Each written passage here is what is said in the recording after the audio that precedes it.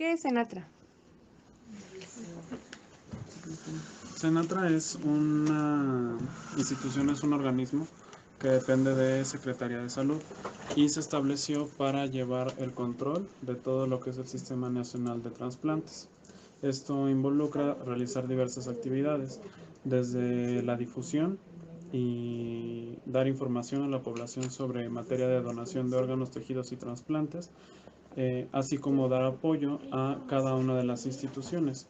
Esto implica que trabaja con instituciones de salud, de IMSS tipo ISSSTE, Pemex e incluso con las privadas, o ya más recientemente con lo que son bancos de células germinales, bancos de tejidos también, para que todo este proceso de donar y de trasplantar tenga una regulación transparente ante la población y ante cada una de las instituciones.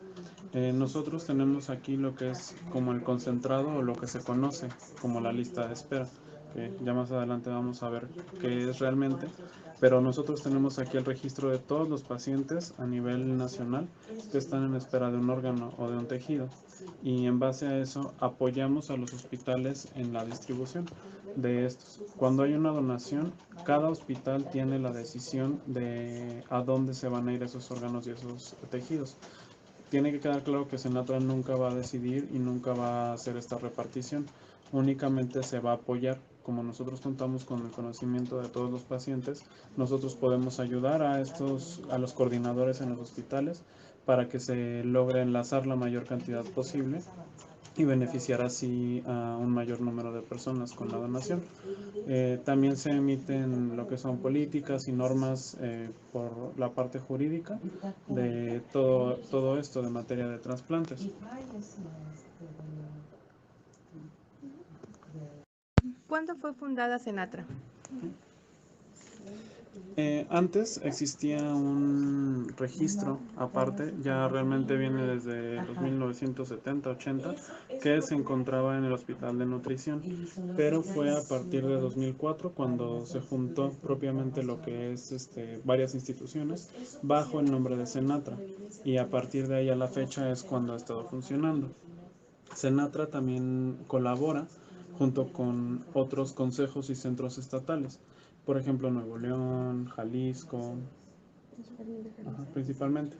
Hay en todos los estados, son como una extensión que también apoyan a Senatra en el registro. Nosotros tenemos esta función de la vigilancia y el apoyo nacional, pero que en cada uno de esos estados haya una institución similar nos ayuda a nosotros a tener como un contacto más rápido o más eficaz. Entonces, Senatra es de 2004 y han ido surgiendo cada uno de los nuevos centros estatales que están apoyando y trabajando en conjunto con nosotros. ¿Cuál es el objetivo de Senatra?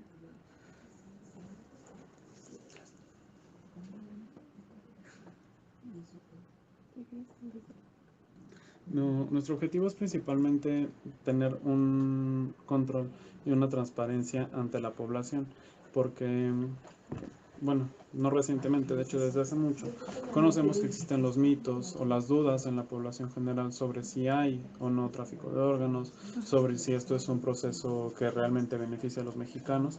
Entonces nosotros, mediante toda la actividad que realizamos del registro, del apoyo, mantenemos esta transparencia ante la población, o sea, de forma legal.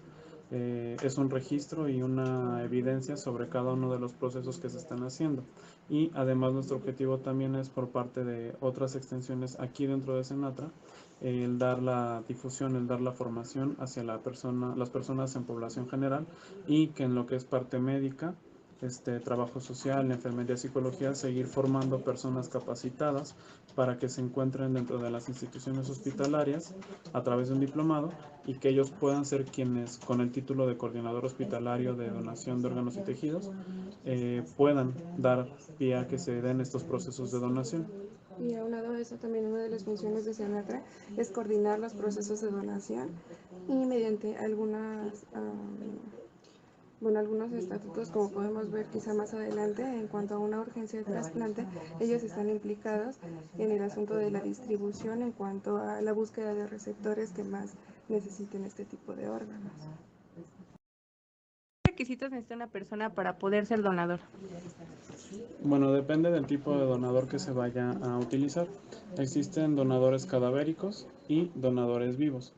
De los donadores vivos tenemos, por ejemplo, a los que son familiares de un paciente y que se enfocan en lo que es el trasplante renal y el trasplante hepático. Otro tipo de donador vivo se incluye también en las personas que hacen donación de sangre de forma general en los bancos para hospitales, o que también es para algún familiar y tratar algún tipo de leucemia, por ejemplo, que es la donación de médula ósea. Y finalmente, otro donador vivo son las personas que donan espermatozoides o, en caso de mujeres, óvulos para los programas de reproducción asistida. En cuanto a donador vivo, son estos. Y cada uno, dependiendo del tipo de lo que se está viendo, requiere diferentes características. Por ejemplo, para órganos de riñón e hígado, se necesita que el familiar sea compatible, que haya una alta tasa de éxito del trasplante, que nos asegure que no va a haber un rechazo, para así evitar tomar el órgano de una persona viva y que de todas formas vaya a haber una falla del injerto. Necesita también cumplir con cuestiones de edad, de no tener enfermedades, de cierto peso, de estar en un control adecuado en laboratorios, de no tener hábitos que repercutan de forma importante como uso de drogas, tabaco, alcohol, que aseguren una calidad óptima de lo que se va a tomar para beneficiar hacia la persona que va a ser receptora. En el caso de sangre, igual se hacen en cada uno de los bancos los paneles virales y para descartar cualquier tipo de enfermedad, asegurando así que no vaya a haber una transmisión o un riesgo sanitario hacia las personas que las van a recibir en las instituciones. Previo a ello, también en la muestra inicial de sangre se analizan los niveles de colesterol, de glucosa, para igual de esa manera asegurar la calidad. Y en cuanto a los bancos de células germinales, igual, es lo mismo, siempre evitar el riesgo de algún tipo de transmisión y ver que la morfología, es decir, la estructura, la función del espermatozoide y de los óvulos, también nos asegure una mejor probabilidad de una fecundación, ya que de todas formas en estos programas no siempre se asegura un embarazo, pero se intenta que sea el mejor porcentaje posible. Y el otro tipo de donadores es el cadavérico. Bueno, en base a esto vamos a ver que los donantes van a ser ya estando en una institución, vamos a ver que esta institución tiene que tener el programa de donación, y en base al tipo de muerte que tenga el paciente va a haber ciertos criterios para ver si él puede ser candidato a donación. Por ejemplo, en caso de que el paciente muera con un diagnóstico de sepsis, no se puede llevar a cabo una donación. Hay dos tipos de muerte: muerte encefálica y muerte por paro cardíaco. Cuando es muerte encefálica, lo que se va a donar son células y tejidos. Cuando es muerte por paro cardíaco, se van a donar cualquier tipo de órganos. También se pueden donar células y tejidos, y esto es en base a al revés, perdón. Para la muerte encefálica son órganos y tejidos, para el paro cardíaco son células.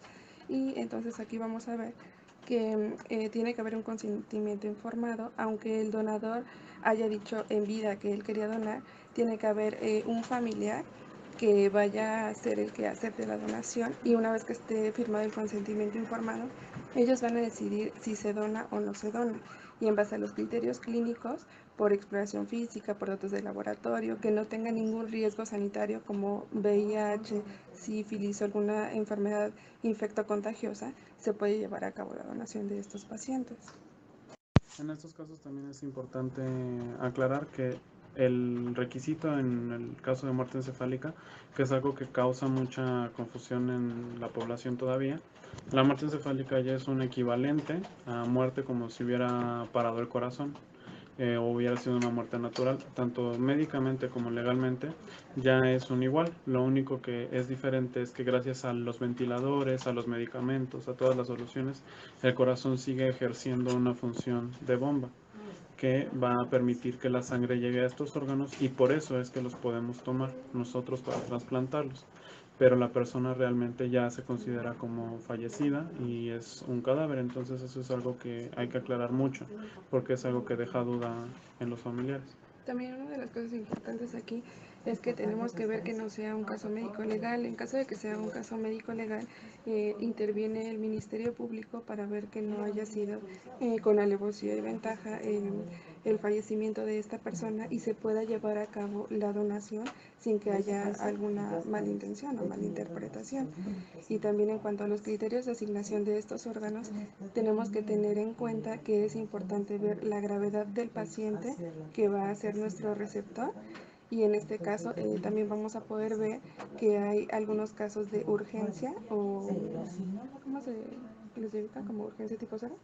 Ajá, urgencia tipo 0 Que para es, corazón e hígado. ajá, para corazón e hígado. Esta nada más se va a dar en estos dos órganos, que es cuando el paciente de requerir el trasplante y no llevarse a cabo, bueno, pues su final fallecería, por así decirlo, y entonces se le da prioridad a estos pacientes, y en dado caso de que haya un donador de cualquier institución que vaya a donar hígado o corazón, este órgano se asigna prioritariamente a los pacientes que tengan este tipo de urgencia de trasplante. ¿Cómo puede contactar un paciente a Cenatra para poder ingresar a la lista? Directamente el contacto no se establece con nosotros. Como habíamos comentado previamente en las funciones que tiene este centro, se apoya mediante cada una de las instituciones, IMSS, ISSSTE, Secretaría de Salud del Estado, Pemex, Secretaría de Defensa Nacional, Secretaría de Marina, el Sindicato Nacional de Trabajadores. Todas esas instituciones y los hospitales privados son los que cada uno tiene su grupo de pacientes. Nosotros tenemos nada más el registro, nosotros no realizamos una valoración ni una evaluación de cada una de estas personas para poderlo poner en lo que conocen como la lista de espera. Lo que se hace como proceso es que, teniendo como ejemplo a un paciente de riñón que se encuentre ya en una terapia con diálisis o hemodiálisis, su médico, su tratante lo está viendo de forma seguida en su centro hospitalario, y es este médico en quien, base a todo el conocimiento que existe, a todos los estudios que hay, hace una evaluación integral y determina cuando un paciente va a ser candidato a un trasplante. Hay que tener claro que no todas las personas que presentan una enfermedad de alguno de los órganos o tejidos son candidatos a que se les pueda trasplantar, por muchos tipos de cuestiones como médicas, psicológicas, incluso sociales, por el tipo de medicación que tienen que tener y que es para toda la vida. Necesita hacerse una evaluación realmente muy completa, y no únicamente por un servicio de médico, sino también enfermería, psicología, trabajo social y otras especialidades, para que una vez que se determine que un paciente es candidato a trasplante, se haga el registro dentro del mismo hospital. Entonces, por ejemplo, si tuviéramos el Hospital General de Zona del IMSS, tiene su propia población. Y si este hospital tiene una licencia para trasplantes y está autorizado para hacer este tipo de actividad, ellos van a tener su propia lista y su propia cantidad de pacientes, que es a cargo, puede ser del responsable sanitario, del cirujano encargado igual de un programa, o a veces del coordinador hospitalario, quien ingresa a nuestro portal del sistema informático, y ellos ahí registran al paciente con el diagnóstico, el órgano que están esperando, su edad y datos generales, y así nosotros vamos teniendo el concentrado de todo lo que cada uno de los hospitales está subiendo a la web, por así decirlo. Entonces, nosotros no hacemos nunca este registro porque, como les comentamos, se necesita una valoración más integral de cada uno de los pacientes. Límite de edades para ser donador. Depende de cada uno de los órganos realmente, y de las características de cada uno de estos pacientes. Se establece que, por ejemplo, para corazón, un límite global serían abajo de los 50 años. Hay hospitales en los que dicen que ellos, para los cirujanos de trasplante, su límite son 45, y otros aceptan todavía de un poco de mayor edad. Cuando hay una persona que presenta muerte encefálica, se hace una valoración bastante completa de su estado general, y en base a eso podemos determinar si un órgano es útil o no realmente. No nos limitamos siempre a la edad. Sobre todo recientemente por la falta de donación que hay, de una cultura de altruismo en la población, pues hay escasez de órganos, no se alcanza a abastecer esta lista de espera, por lo cual hay criterios que se llaman expandidos, que es aceptar órganos de personas que a lo mejor se salgan un poco de nuestro rango de edad que teníamos contemplado.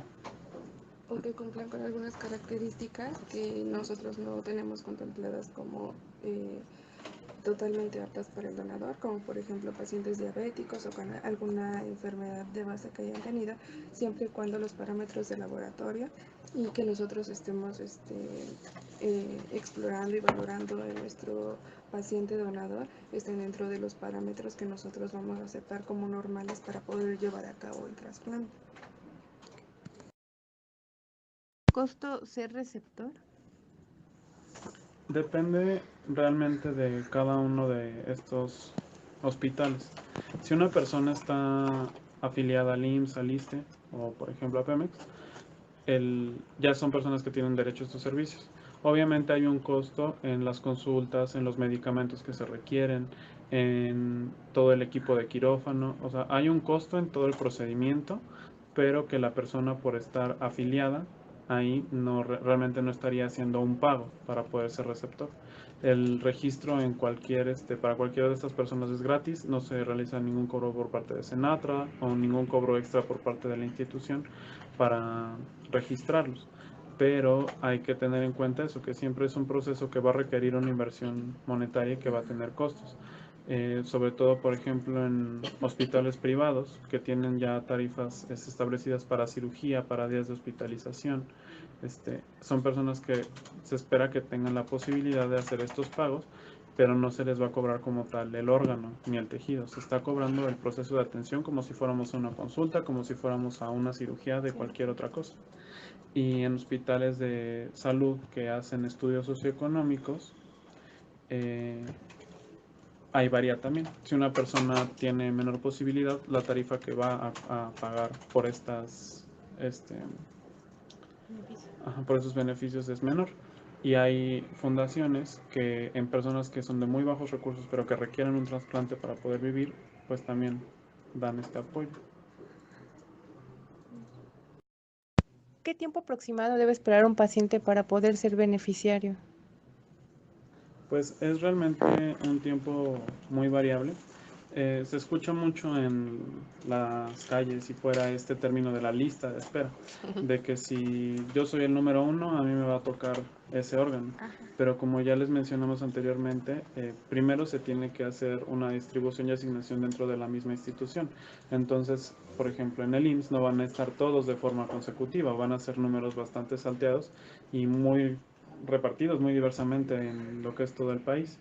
Entonces, estas decisiones de a quién se le va el órgano dependen de cada uno de los hospitales y de las características que tiene cada uno de los pacientes. Por ejemplo, a lo mejor una persona tuvo un registro más temprano que otra, pero en el momento en el que esté el órgano disponible, esta persona presenta una infección o su estado es malo y no se puede trasplantar. Entonces se da a la persona que sigue. Esto lo deciden como organismos que hay en cada hospital que se llaman comités internos y que se rigen también por ley para hacer cada una de estas asignaciones. Entonces el tiempo es muy variable de lo que va a pasar entre mi registro y mi oportunidad de tener el trasplante. Por ejemplo, la mayoría de las donaciones es en hospitales de salud o del IMSS o del ISSSTE. Entonces una persona que está registrada en un privado, como ya lo comentamos, son las últimas instancias a las que se va. Por ejemplo, si hay una donación en un hospital privado, ahí sí se va primero a uno de ese sector, de hospital privado. Pero si la mayoría de las donaciones son en otras instituciones, pues el tiempo puede ser que sea más largo a que está registrado en uno de derecho a biencia o en uno del sector salud.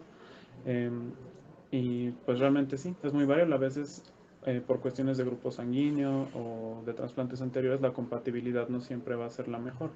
Entonces una persona que a lo mejor se registró igual antes va a estar esperando y esperando porque la compatibilidad con los órganos que se obtienen no es tan buena. Y hay ciertos principios para la distribución que la doctora se los puede explicar. Y bueno, aquí como se los comentaba anteriormente, pues lo principal de todo es la gravedad del paciente y la oportunidad que va a tener el receptor al obtener este órgano que necesita. Entonces aquí, como lo comentó el doctor, vamos a valorar tanto la edad del paciente, las características clínicas que presente, si tiene algún proceso infeccioso. También vamos a valorar el estatus económico del paciente. Porque también tenemos que valorar que cuando un paciente se trasplanta va a tener medicamento de por vida que ayude a que este trasplante sea satisfactorio.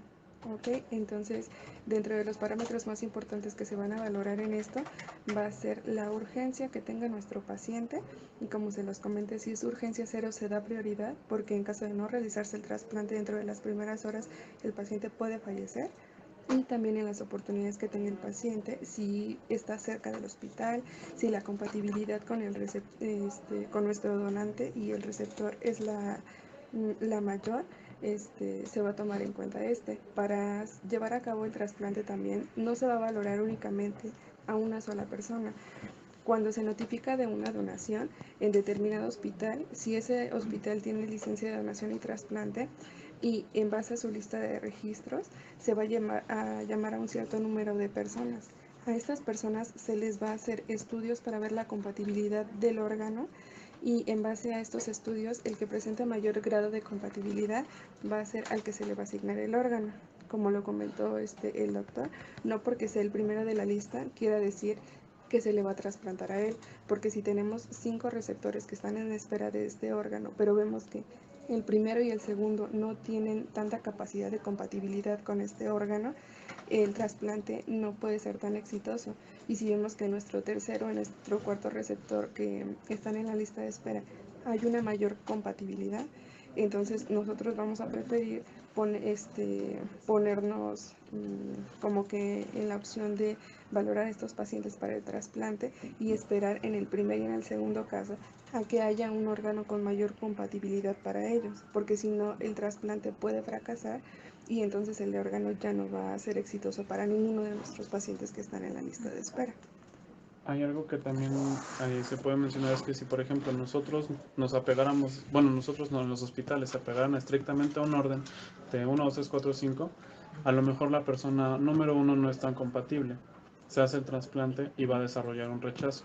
Esto afecta al propio paciente en que el órgano no va a servir y que para un futuro trasplante ya no va a tener tampoco una tasa de aceptación tan alta. Con cada trasplante rechazado va disminuyendo esta probabilidad del éxito. En los posteriores se llama que el paciente está sensibilizado, como si tuviéramos una alergia, así. Es un ejemplo con lo que se podría comparar.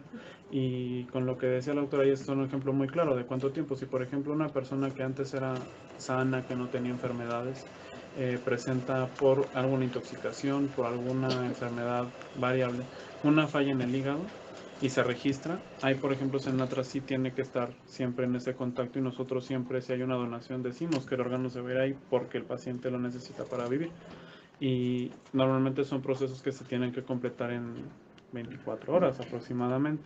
Entonces esa persona se registró y estuvo esperando nada más 24 horas su órgano en comparación a otros. Es como el ejemplo de que no va a haber nunca un tiempo fijo, ni que se le pueda decir a la población si llegan a preguntar, yo estoy enfermo del corazón, ¿cuánto tiempo voy a esperar por el corazón?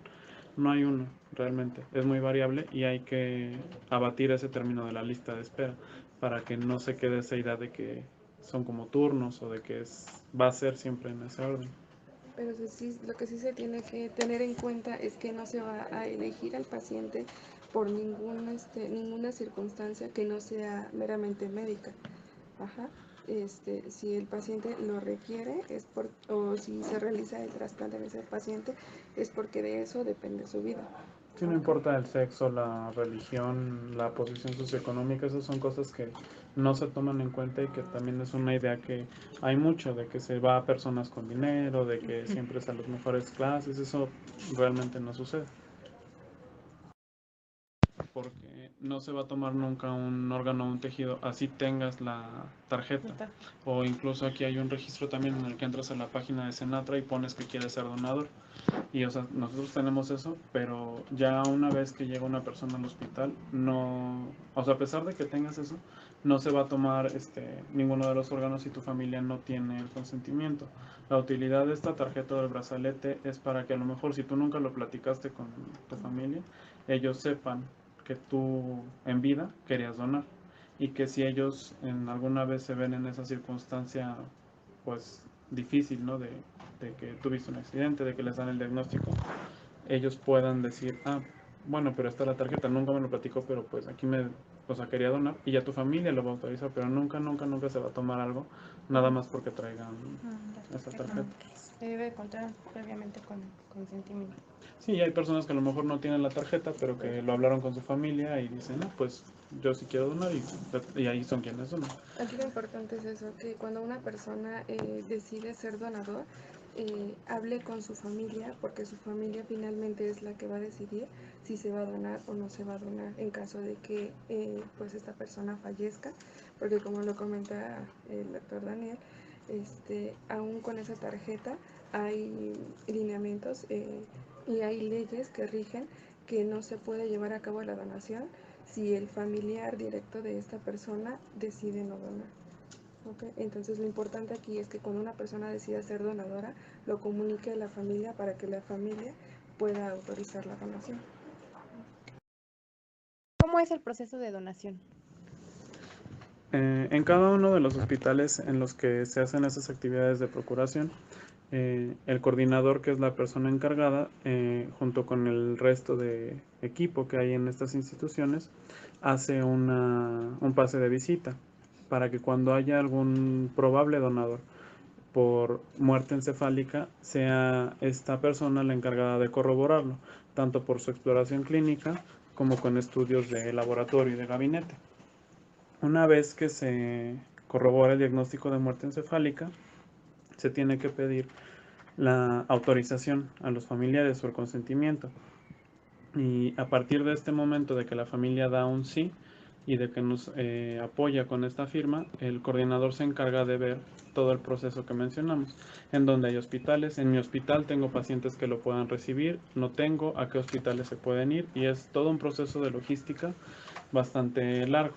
A la par tiene que estar manteniéndose estable el donador con los medicamentos y las máquinas, que son los que realmente mantienen todavía el corazón. Y tiene que seguir también a la par con un apego a la familia. La familia no se le deja sola, no se le deja de comunicar lo que está sucediendo. El proceso como tal de la donación es una cirugía muy comparable a cualquier otra que nos pudieran hacer, en el que se hace, por ejemplo, si nos van a donar los órganos, se hace una incisión que nos permite extraerlos. Y una vez que eso se terminó, se realiza un cierre, una sutura, una limpieza, se cubre con gasas esa herida. Y en los velorios, por ejemplo, cuando son de forma abierta, normalmente está vestida la persona, permitiendo que se vea únicamente el rostro. Entonces no va a haber una exposición de esta herida y no va a ser algo realmente notorio. En el caso de las córneas, algo que existe mucho en la idea es de que se saca el ojo completo de la persona, y no, la córnea es únicamente como un lente de contacto que está muy externo y eso es lo que se extrae. Los ojos se entregan siempre cerrados porque dentro del ojo hay una sustancia líquida que podría salir, pero todo esto se prevé para que el estado y la apariencia sean lo más normal. Hay casos en los que sí puede ser más evidente, como en donación de extremidades. Bueno, en cuanto a la donación de extremidades, vamos a ver que aparte de llevar a cabo el proceso, se puede colocar algún tipo de material en las extremidades y finalmente lo que se realiza después de la sutura, se va a realizar un vendaje para que se entregue de la forma más estéticamente posible al paciente, para que se entregue dignificado y para que el familiar no lo vea como en los casos que nos comentan en algunas ocasiones, que se mutilan o que llegan a entregarse de una manera descompuesta. Entonces, lo que se pretende con este tipo de cirugías es que sea lo más estéticamente posible para dignificar al cuerpo y entregarlo de la mejor manera posible y realizando un proceso quirúrgico como cualquier otro.